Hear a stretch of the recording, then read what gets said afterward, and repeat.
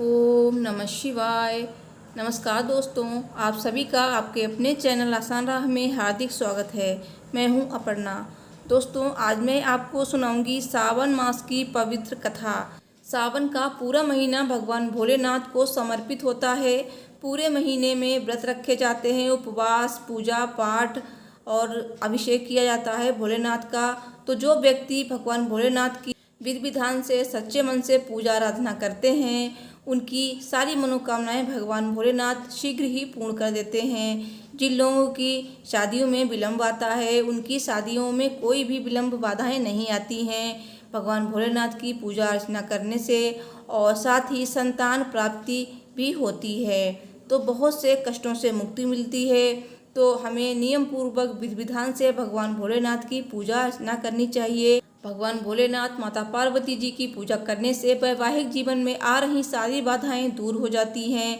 घर में सुख शांति समृद्धि आती है। संतान और पति को दीर्घायु प्राप्त होती है। तो चलिए आपको सुनाते हैं सावन मास की पवित्र कथा। जब भगवान शिव और माता पार्वती जी ने भरी थी सूनी गोद। बहुत ही सुंदर कथा है दोस्तों। कथा सुनने से पहले कमेंट में ओम नमः शिवाय अवश्य लिखिए। भगवान भोलेनाथ माता पार्वती जी आपकी सभी मनोकामनाएं पूर्ण करेंगे। तो कथा इस प्रकार है। बोलिए भगवान भोलेनाथ की जय। प्राचीन काल में एक धनी व्यक्ति था, जिसके पास सभी प्रकार की धन दौलत एवं शोहरत थी। लेकिन दुर्भाग्य यह था कि उस व्यक्ति की कोई संतान नहीं थी। इस बात का दुख उसे हमेशा सताता था। लेकिन वो और उनकी पत्नी दोनों शिव भक्त थे। दोनों ही भगवान शिव की आराधना में सोमवार को व्रत भी रखते थे। उनकी सच्ची भक्ति को देखकर माँ पार्वती जी ने शिव भगवान से उन दोनों दंपति की सूनी गोद को भरने का आग्रह किया। परिणाम स्वरूप शिव जी के आशीर्वाद से उनके घर में पुत्र ने जन्म लिया। लेकिन बालक के जन्म के साथ ही एक आकाशवाणी हुई कि यह बालक अल्पायु होगा। 12 साल की आयु में इस बालक की मृत्यु हो जाएगी। इस भविष्य कथन के साथ उस व्यक्ति को पुत्र प्राप्ति की अधिक खुशी नहीं थी। उसने अपने बालक का नाम अमर रखा। जैसे जैसे अमर थोड़ा बड़ा हुआ, उस धनी व्यक्ति ने उसको शिक्षा के लिए काशी भेजना उचित समझा।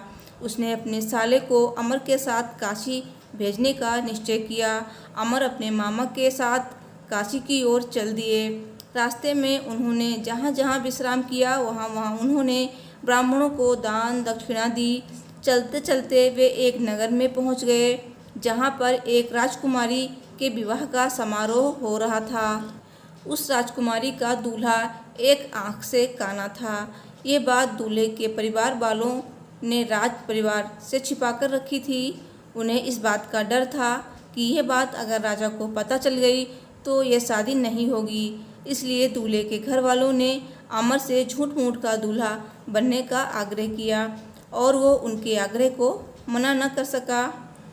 इस प्रकार उस राजकुमारी के साथ अमर की शादी हो गई। लेकिन वो उस राजकुमारी को धोखे में नहीं रखना चाहता था। इसलिए उसने राजकुमारी की चुनरी में इस घटना चक्र की पूरी सच्चाई लिख दी। राजकुमारी ने जब अमर के उस संदेश को पढ़ा, तब उसने अमर को ही अपना पति माना और काशी से वापस लौटने तक उसका इंतजार करने को कहा। अमर और उसके मामा वहाँ से काशी की ओर चल दिए। समय का पहिया आगे बढ़ता रहा। उधर अमर हमेशा धार्मिक कार्यों में लगा रहता था।